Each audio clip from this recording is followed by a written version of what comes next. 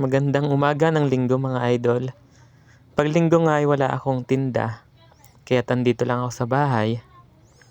At maaga na rin kaming kumain ng almusal, sapagkat may gagawin kami dyan. Bali, ang gagawin namin ngayong araw ay yung pinto ng CR kasi nasira.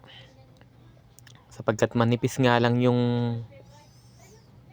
pinto ng CR na yon, kaya madaling natanggal. Kaya ang gagawin ko, ayusin at lalagyan na lang ng kahoy yung pinaka niya, singitan. May naman pagsisingitan ng kahoy. At yun ngang ganyang klase ng pintuan ng panara ng CR ay napakanipis lang. Kaya pagka nilalagyan ko ng tornilyo, nung ginawa ko pa lang yan, natatanggal kasi madali siyang malustred. Manipis lang at mumurahin lang yung mga ganyang pintuan ng CR. At kinuha ko na nga idol yung pintuan na yan para maipwisto ko na dito sa labas. At sisimulan ko na yung pagre-repair. At susuksukan ko nga ng kahoy yung gilid para malagyan siya ng pampatigas na pagkakapitan ng tornilyo. Para pagka nilagyan mo siya ng screw is matibay na, hindi na siya malolostred. Ayan nga idol, at nilaghari ko na yung makapal na plywood na isusuksok ko dyan sa butas nung pintuan.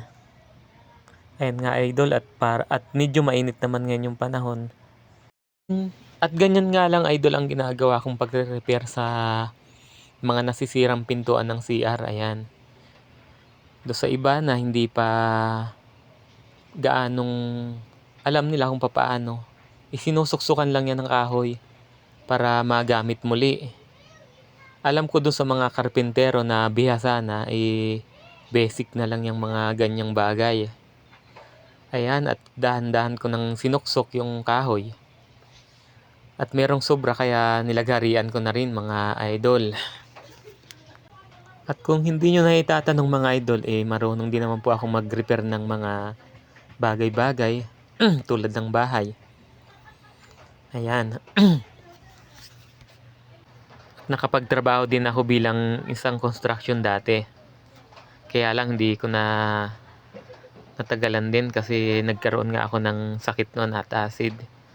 Ayan nga idol, at nagpatulong na rin ako doon sa asawa ko na ikabit. At siya yung taghahawak dyan habang itotornilyo ko naman yan mga idol.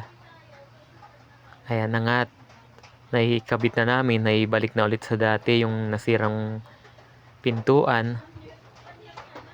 O kahit na bago mga idol yung pinto nyong ilalagay, kakabit na ganyan, pwede nyo na rin siyang suksukan agad ng kahoy para mas tumibay ang kapit. Hindi kayo laging nagre-repair.